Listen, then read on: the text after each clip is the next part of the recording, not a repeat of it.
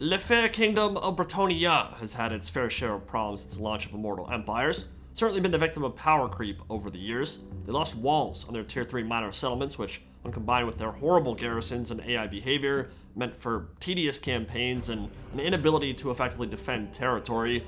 And just by nature of their source material and premature squatting by Games Workshop, they never got an updated 8th edition army book, so their roster's a bit thin compared to some of their contemporaries.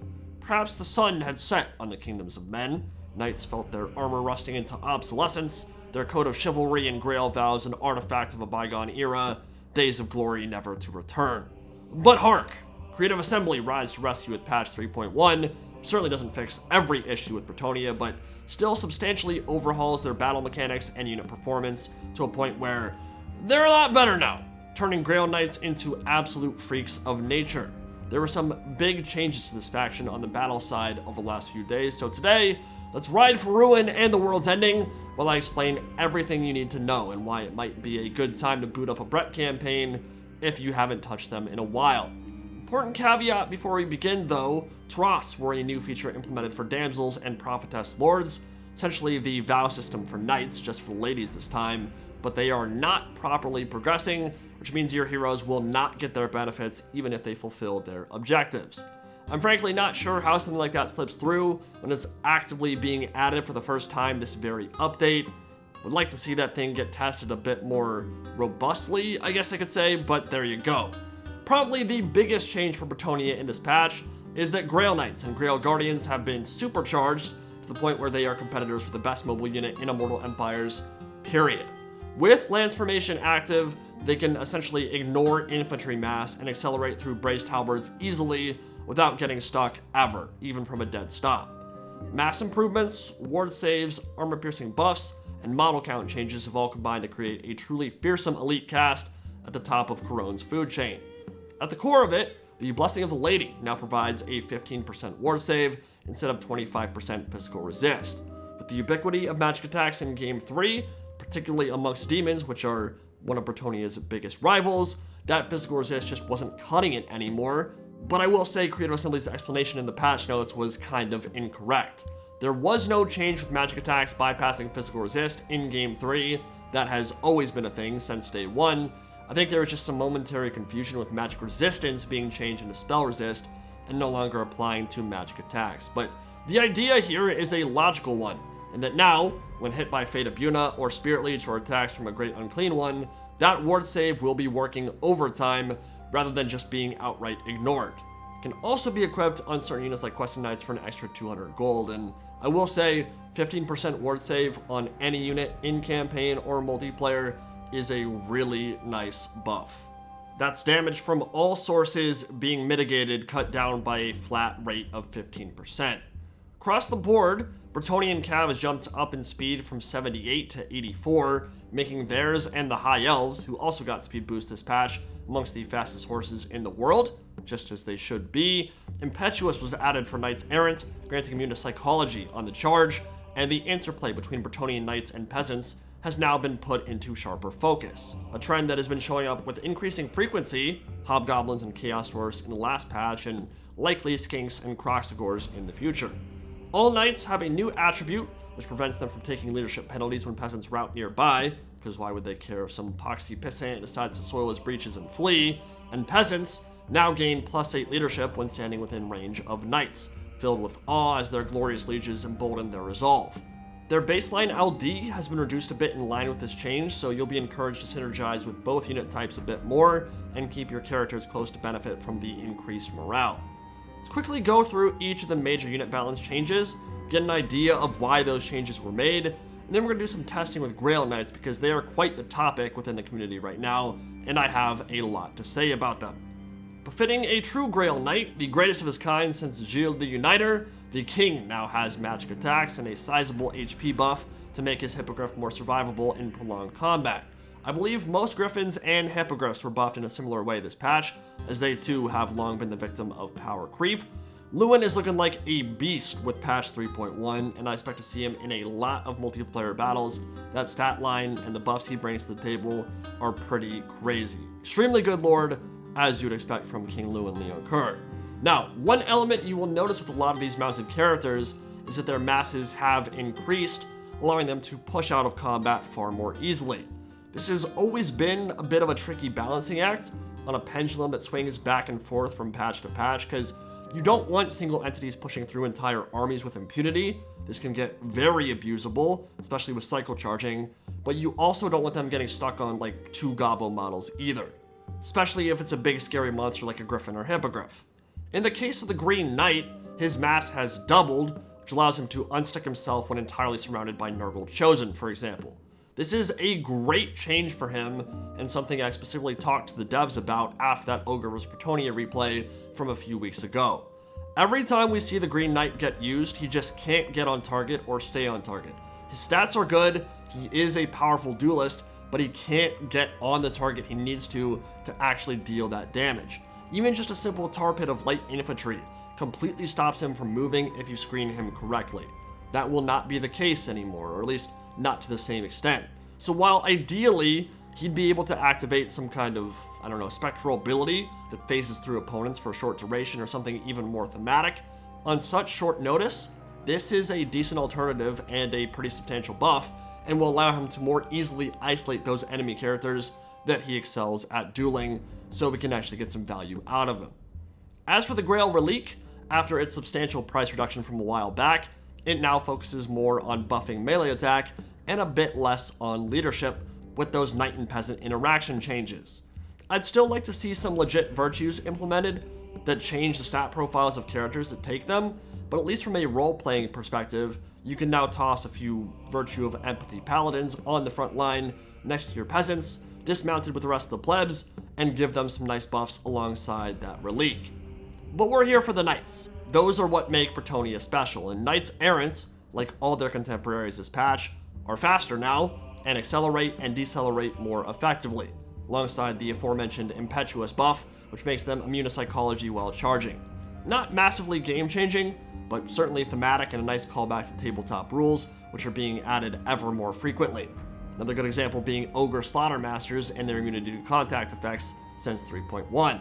Expect to see more of those kind of small little flavor things as we move forward. I think they can actually add a lot to the game. Similar kind of stuff for Knights of the Realm and Questing Knights, really for Royal Pegasus Knights as well, which are big-time winners from the Blessing of the Lady change. They are a lot less likely to get ripped to shreds by Furies now, and are just generally much less susceptible to the common direct damage spells that wreck low model count, low HP type flying units. I still think Pegasus Knights in general could use a little bit more buffs than they got in this particular update. They aren't brought very often. I don't think they're particularly good, especially when we're talking about the lower version, the regular Pegasus Knights. Royal Pegasus Knights are certainly better, but the massive changes are really focused on Grail Knights and Grail Guardians, and that's where our focus will remain for the majority of the rest of this video.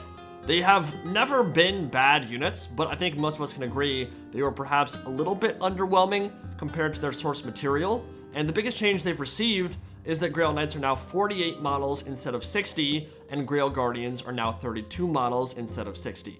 Creators have only made this change to emphasize the heroism and elite status of Grail Knights, as well as making their overall battlefield readability a bit better.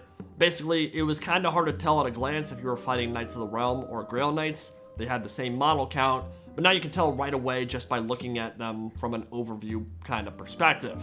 They cost 200 more, but have 30 more armor, 1,000 more HP, bleed models much less now because each model has way more overall health, which dramatically increases their killing potential, particularly in cav fights, because in those late game scenarios where maybe before they would have lost a bunch of their models, now they're retaining those and getting 2 or 3 knights all ganging up on, say, 1 Rhinox Crusher lancing it down. And their AP value was doubled from 15 to 30, which means they now have AP majority, immediately turning them into one of the premier cavalry units in the game. As our testing will show in a minute, there are few cav units that can even hope to match them in a 1v1. Grail Guardians may be even crazier. We're hearing stories of the starting unit for the Fae in Carcassonne campaign, straight up soloing entire Greenskins armies without trouble, changing what was a tricky start for Morgiana into a bit of a breeze. At only 32 models now, and 58 melee defense, they are the tankiest cav unit in the game, sword and board that can just be thrown into the meat grinder and left alone, and they will rack up hundreds of kills without breaking a sweat.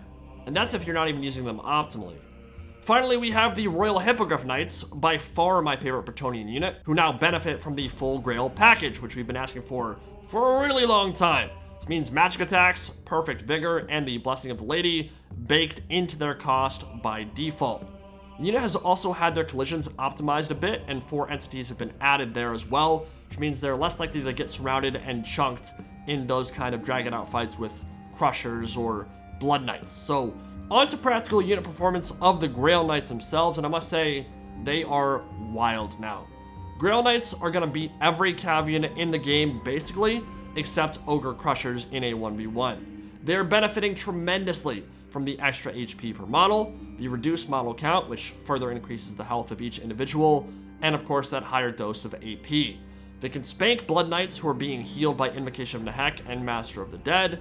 Demigryph Knights with Halberds and the Royal Altar of Griffites lose in a somewhat lopsided affair to them. All 5 variants of Chaos Knights get dumpstered.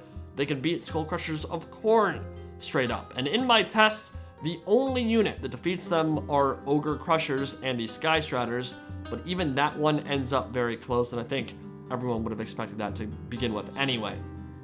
Important to remember, of course, this kind of testing is not the be-all and end-all of unit performance, and that healing, synergies, micromanagement, and additional tools like Hounds and Flyers can drastically impact a fight between cav, so it certainly does not tell the whole story, but it still paints a useful picture, and demonstration makes it very clear Grail Knights and Guardians are a force to be reckoned with now, which is cool.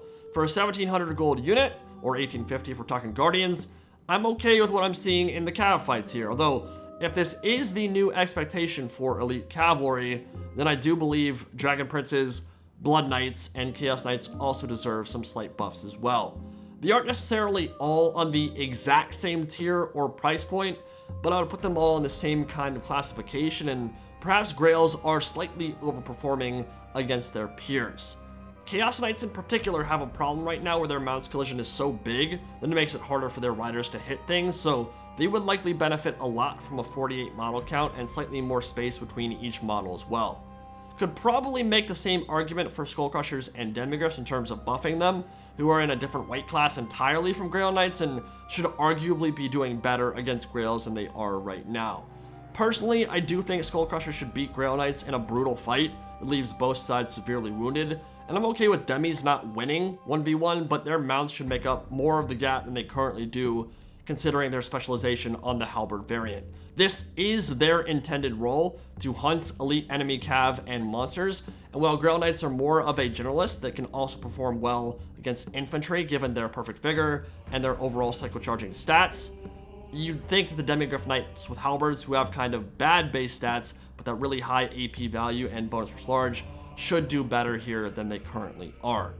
The more interesting interaction with Grails this patch, though, comes on the infantry side, and this is where things get a bit weird. Basically, in Lance formation, you can charge through 6, 7, 8, 9, 10 units of Chosen like they aren't even there. More importantly, you can accelerate from a dead stop without momentum through just about any heavily armored foot troop, from Elite Tzeentch Halberds to Nurgle Chosen and beyond. What this means is, you can cyclocharge infantry with impunity and take very little damage when nets and mush infantry and Shaggots and other stuff like that aren't coming into play. Now, you won't necessarily deal crazy amounts of damage back in short order. This kind of playstyle can take a while to develop, but against AI, who are generally going to be fielding majority infantry armies, yeah, it can be pretty abusable. And that's how we're hearing these stories about a single 1800 gold unit of Grail Guardians killing 20 stacks of greenskins. Yes, it looks hilarious. Yes, it certainly is fun. And yes, their entity size, mass, and acceleration buffs were all intended, but the effect was not entirely so, and it's unlikely this element of Grail improvements will stay forever. Even Ogre Crushers, which I think we can all agree are much larger and should have much higher mass than Grail Knights, cannot do anything like this. Even the highest mass Chariots, or SEMs in the game, that are designed to plow through multiple ranks of enemy infantry, cannot do anything like this. The current theory and background for this is that the entity size change should only have changed their interactions with other large entities. the infinite pull-through on infantry is possibly being caused by them reaching a critical mass of acceleration, and once that has been reached, and they can overcome the deceleration they face when moving through enemies, they kind of reach this equilibrium where they can push through a near limitless amount of enemy entities as long as they continue to find moments of acceleration to maintain that speed. There may be additional factors there compounding the acceleration changes due to that combination of size, collision volume, and acceleration all hitting at once, but in general, cav units like Grail Knights are not intended to be able to pull through limitless hordes of armored infantry, and anyone who's using their brain for a second can probably figure that out. Anyone who's looking at this logically and not just saying, oh, Grail Knights are buffed, I'm excited now, should be able to tell that's not quite right. It doesn't matter if it's OP or not, it just doesn't fit the logic of the rest of the units in the game, and a strategy game where cav literally cannot be stopped by high mass braced infantry with halberds is a bit silly. I think we're all on board that cav can get buffed. I love cavalry, elite heavy cavalry like Grail Knights, literally my favorite classification of units in any Total War game, period. It's not even a question. But we've had this kind of pull-through mechanic in Shogun 2 and Rome 2 and previous Total War games, and every time it's been this crazy, it has been reeled back a bit. So very happy for the Grail Knight buffs and to see them fill that elite role, one that could be a blueprint for future buffs for Blood Knights and others. But yeah, infinite pull-through and acceleration from a dead stop with zero momentum, not intended in the way it is currently, and it's not going to stay in that current form. With that said, doesn't mean it needs to go back to where it was before either. There's generally a nice middle ground to reach where their horses aren't so sticky and so easily stuck and dragged down, where they also don't weigh as much as like a Patasaurus with the acceleration of a monster truck engine. I don't think there's any real reason Grail Knights should be able to pull through infantry better than like an Iron Demon war engine, for instance. Overall, I'm liking where Grail Knights are in terms of combat performance at their price point. May need some slight tweaks here or there, but Bretonnia in general is looking real solid on the battlefield after this patch. Grail Knights look like they're super fun to use. They're going to be awesome in battle, both campaign and multiplayer, and I'm excited to see what they can do in a practical or competitive scenario. So I hope you guys enjoyed this overview, and I'll see you all in the next one. Indie Pride, signing out for now. Have a good one, guys.